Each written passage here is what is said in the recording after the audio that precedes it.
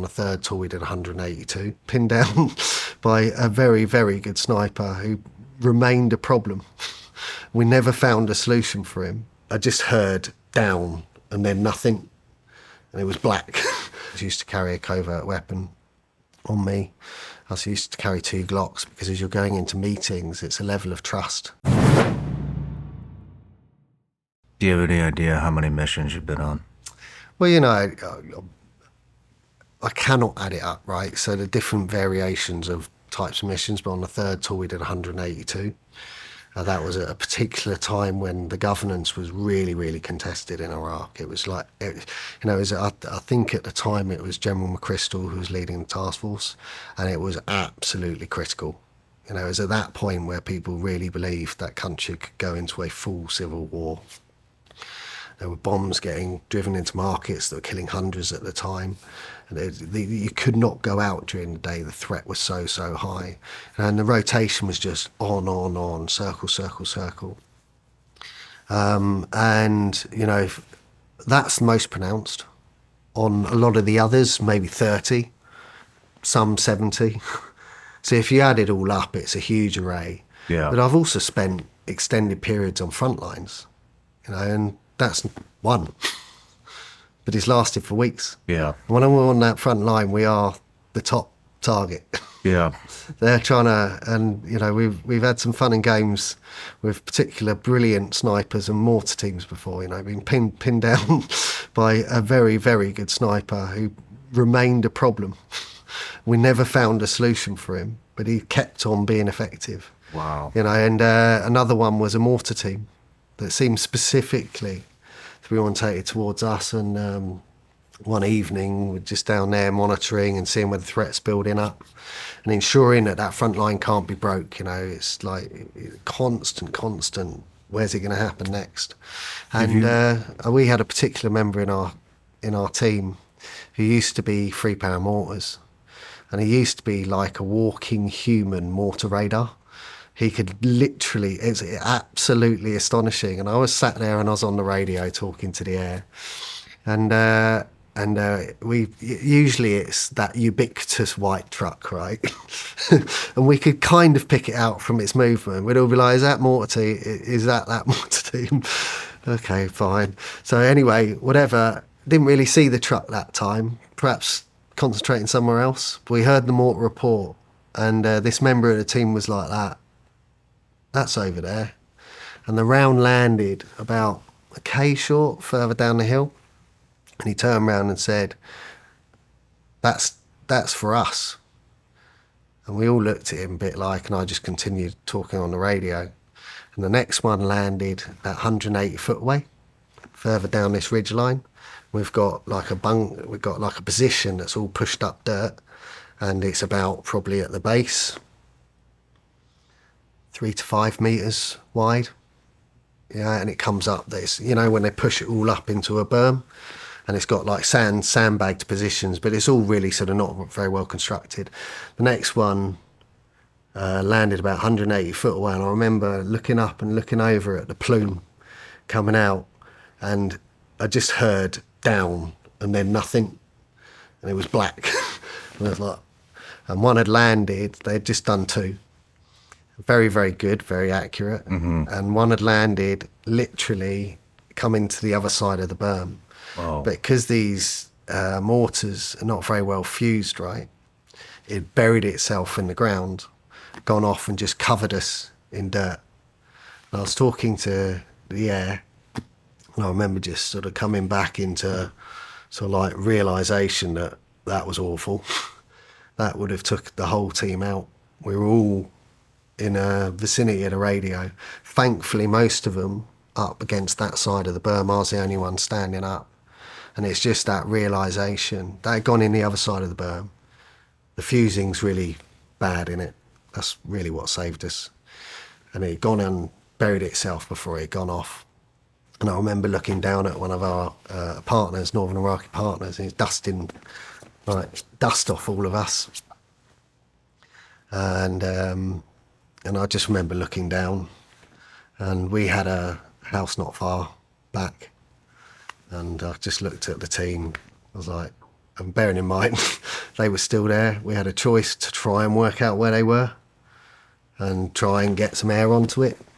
We're just like, do you want to call it a night? Yeah. And they're like, yeah. And that was what life was like on the front line. It's kind of sticked out to me a little bit more, especially when the cloud's coming in, right? And, the air's not going to come and help you then. And there's constant attempts to find out where you were, constant wonder, like who's up, what's happening, tunnelling, whatever it was, there was something going on. And it was a real sort of realisation. And when you woke up, you'd see like the sun come up. And we had our times, and our partner force would run out of food quite often, and they'd come and bring you a dish of fried aubergine, which is not the most nutritious thing I've ever been fed. And often they'd run out of ammunition. Not often, but worryingly enough, they wouldn't have ammunition. You're just looking at it like, wow, you're just trying to hold it together, ensure that the situation is not going to break. No one's going to come through that front line. Because when they did, the attacks were absolutely awful. The consequences to the villages behind them. And these were Kurdish forces. A lot of them, they're, different factions of the Kurdish. When they managed to infiltrate through, because there was lots and lots of people talking to them on the other side, and they were constantly attempting to do that. And it was quite extraordinary, the level of effect and training some of these people had, And I think that's that's migration.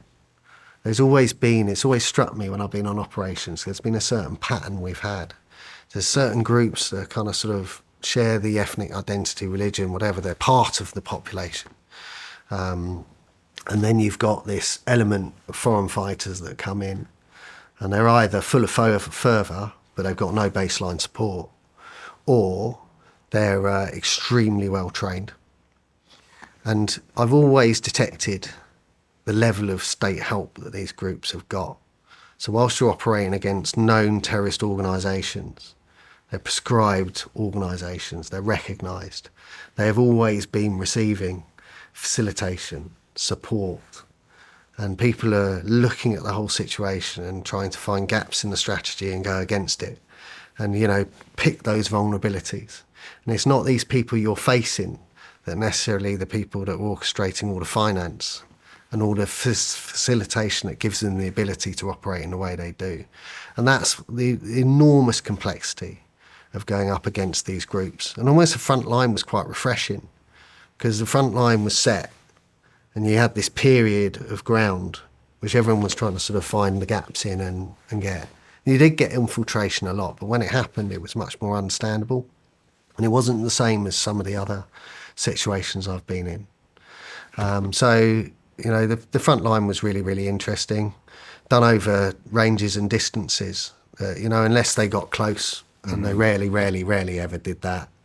All of the ranges, we had to look at our weapon systems and go, okay, well, these things that we're carrying aren't much good for this, so let's swap them out. So I swapped to a 417, is 5.56 version of HK, isn't it? So I swapped to a 417 with a tripod. And so you saw different choices getting made, but we were sleeping outside on the front line a lot of the time, very, very exposed. But it was, quite an interesting period of operations for me. Learned a lot about human beings, learned a huge amount about trust, especially with traditional cultures that don't understand about advanced weaponry. And when one fails and you get finlock, and trying to explain that, and they're just saying, can you make sure it doesn't come near us? And you're like, look, this is not how you think it. And understanding about how you deal with people as well. I always used to carry a covert weapon on me. I also used to carry 2 Glocks, because as you're going into meetings, it's a level of trust. A lot of them have very, very traditional cultures, but you can never be 100% sure that you knew who everyone was or what you had. So I'd make a very visible display of putting that weapon down on the table and talking, but I'd always have something on me. And thankfully, I've nearly been caught out once, really badly, and that was not trusting my instinct. But otherwise, it's pretty much held up. Reading people, judging who they are, what they want, has really kind of sort of held up in that respect when you're dealing with partners. And as you know, you're never sure of who is talking to who Yeah. and who is doing what. You know, there's risk and uncertainty everywhere. But to get the job done, you have to at least look like you're a simple person to deal with. You know, and sometimes you haven't got the resources to check everyone out. You know, you just simply won't be able to. You know, so getting trusted partners, you know, who can say, you know, this is my place. You know, people who are fixers, translators, people who are able to say to you, look, this doesn't fit, are just invaluable. Yeah. No matter where you're watching Shawn Ryan Show from, if you get anything out of this, please like, comment, subscribe, and most importantly, share this everywhere you possibly can. And if you're feeling extra generous, please leave us a review on Apple and Spotify podcasts.